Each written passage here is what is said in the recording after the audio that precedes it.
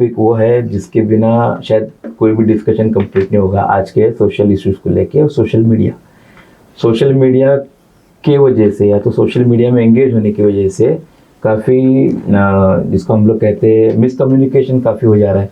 अगर wife mobile में ज़्यादा है तो हस्बैंड, अच्छा वो चीटिंग हो रहा है नहीं हो रहा है वो अपनी जगह पे, लेकिन शक हो जाता माइंड के अंदर कि इतने टाइम में इतने रात को मैसेज किधर हो रहा है, किसका हो रहा है। या फिर अगर ज़्यादा एंगेज है, मोबाइल कंटिन्यू बिजी दिखा रहा है किसी वजह से, तो शक हो जाना। या फिर सोशल मीडिया में ज़्यादा एंगेज होने की वजह से हर जगह आईडी बना के रखे हुए तो पर्सनल मैसेज हो सकते हैं। तो ये जो डिस्प्यूट का कारण है सोशल मीडिया का, तो इसमें केसेस तुमने कितने देखे होंगे जिसमें तुमको ऐसा लगा कि ये इसकी वजह से नहीं होना चाहिए था?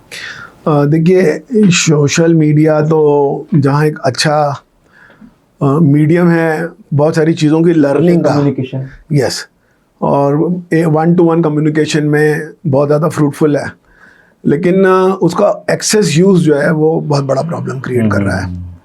हम लोग अगर अपनी फैमिलीज़ में भी मोबाइल देखें कि आज कितना घंटा यूज़ हुआ है, तो 2-3 घंटा स्क्रीन वीविंग ऐसा दिख के सामने आ जाता है कि 3 घंटा स्क्रीन पे, माय गुडनेस, तो आपने काम कब किया? अच्छा, इसमें 2 चीज़ें हैं। पहले हमारे रीडिंग हैबिट्स थी, हम लोग कुछ बैठ के पढ़ते थे, और बहनें, मेरी बेटियां घर के बहुत सारे काम में लग जाती थी। अब ज़रा मौका मिला तो मोबाइल, और फिर मोबाइल में गैर ज़रूरी चैटिंग। मैं मर्द हूँ, मैं भाई हूँ, मैं बेटा हूँ, मैं मेरी बहन बेटी को फेसबुक पे एक्सपोज तो नहीं देख सकता था। सही। मैं मेरे मॉरल्स और एथिक का हिस्सा हूँ। मैं एक ऐसी मज़हब को बिलोंग करता हूँ जिसमें अजीबोगरीब बात है, मरते वक्त ऐलान होता है भाई चेहरा मत देखो, औरत का चेहरा है, और वो बेपर्दा घूमे जिंदगी में। अजीब बात है, मरते वक्त चेहरा नहीं देखो और जिंदगी भर वो बेपर्दा घूमे। हम लोग भी पर्दे के मामले में उस तरह के पर्दे के कायल नहीं हैं।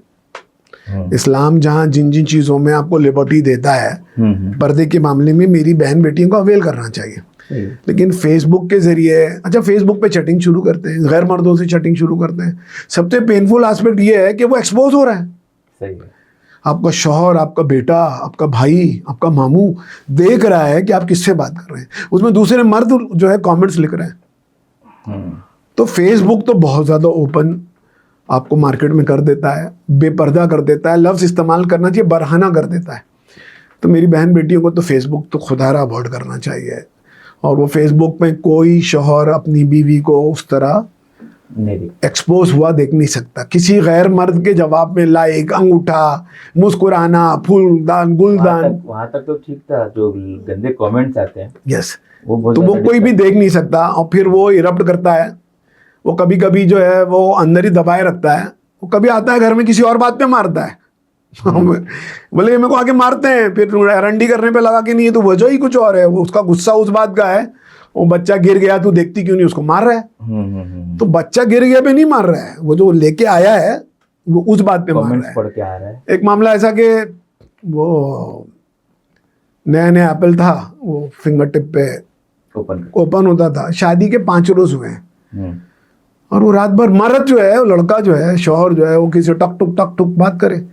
हाँ, वो 5वीं रोज है, रात को तेरे को निकाह करके तू आया है, 5 दिन हुए हैं, तू 5 दिन मुतवातिर उस पे ही लगा हुआ है। तो उसने जो है, बच्ची ने एक दिन, वो सो रहा था बेसुध, उसका अंगूठा उठाकर उसके ऊपर लगा दिया, और फेसबुक खुल गया, वो चैट खुल गया। अब चैट में वो जो है वो देखता है कि किसी दूसरी औरत के साथ वो चैट कर रहा है।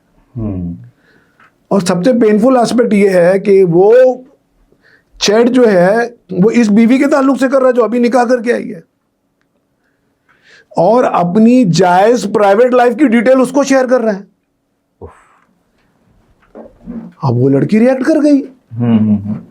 भाई कोई और बात भी कर सकता है ना, लेकिन अगर वो ये बात कर रहा है कि उसकी जिंदगी की ये 3 रातें कैसी गुजरी हैं, और वो किसी और औरत को शेयर कर रहा है, और वो स्क्रीनशॉट लेकर अगर सोसाइटी में, मार्केट में, फेसबुक पे अपने दूसरे दोस्तों को शेयर कर दे। एक केस में ऐसा हुआ सर, ऐसा शेयर होते होते उसी शौहर पे आया, तो शौहर ने कहा, वो बीवी ने किया था सारा, तो ये तो मेरी बीवी की सारी बातें हैं, ये उसके पास कैसी पति, बोले उसने उसकी सहेली को भेजी थी, ओके। कि ऐसा हो रहा है, ऐसा हो रहा है। सैली ने उसके बॉयफ्रेंड को भेज दिया, वो बॉयफ्रेंड ने कहीं और फ्रेंड को भेज दिया, घूम के इधर ही है। शोहर पे आ गया।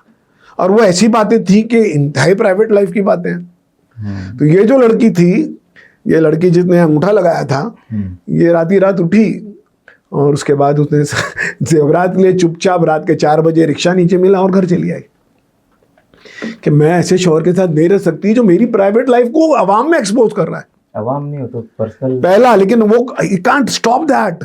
हाँ, यू कांट स्टॉप दैट। वो लड़की जब कल किसी अपने उतर के किसी बॉयफ्रेंड को फ्रैंकली ये दिखा सकती है कि ये लड़का जो मेरा बॉयफ्रेंड रहा हो या मेरा फ्रेंड है, ये देखो अपनी आने वाली मिसेस के बारे में ये सारी चीजें भेज रहा है। तो वो शेयर होने में कितना देर लगेगा? तो वो हो गया। अच्छा, उस लड़की को हम लोग समझाते रहे कि मैं माफ़ कर दे, ये इंसिडेंस था, लड़के ने भी बहुत माफ़ी मांगी कि मेरे से गलती हो गई, लेकिन लड़की नहीं मानी कि यार कांट, मेरी जो इज्जत है नफ्स को ठेस लगी है। और एक क्या होता है, वो कबीर के दोहे में एक दोहा है, रहमन धागा जानकर मत दियो चटकाए, टूटे तो जुड़े नहीं, जुड़े तो गांठ पड़ी जाए। किसी भी रिलेशनशिप को धागा समझ के तोड़ मत देना।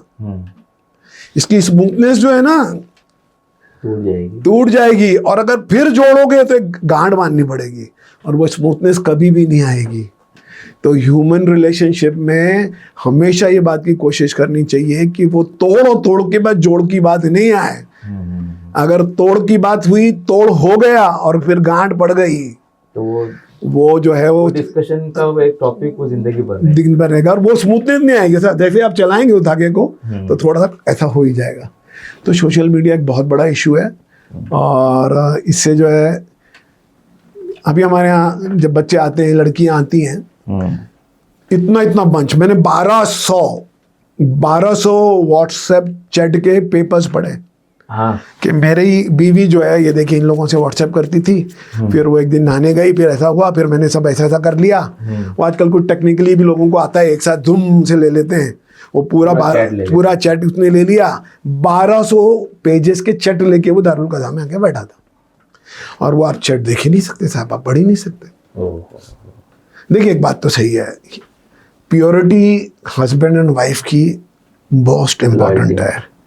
कोई भी शौहर अपनी बीवी की इम्प्योरिटी बर्दाश्त नहीं कर सकता, और कोई भी बीवी अपने शौहर की इम्प्योरिटी बर्दाश्त नहीं कर सकती। और वो धोखा बोलो, हाँ ना, हाँ, वो धोखे को ना कोई भी जो है बर्दाश्त नहीं करता, और वो टिकता नहीं है सर, वो टिकता नहीं है। फिर वो डिवीजन होता है, और डिवीजन के साथ साथ अगर किसी मजबूरी के साथ साथ रह लिए तो जिंदगी खुशगवार तो नहीं गुजरेगी।